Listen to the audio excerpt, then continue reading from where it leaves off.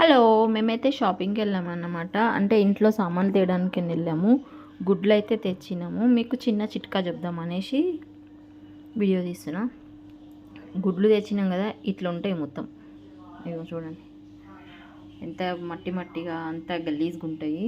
అయితే నేనైతే కొద్దిసేపు ఇట్లా నీళ్ళల్లో నానబెడతా. ఫస్ట్ నానబెట్టినాక కడిగి ఒక్కొక్క గుడ్డు కడిగి ఫ్రిడ్జ్లో పెడతా. ఇట్లా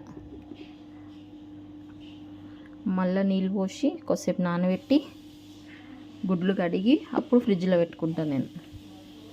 ఇట్లా ఉంటాయండి గుడ్లు.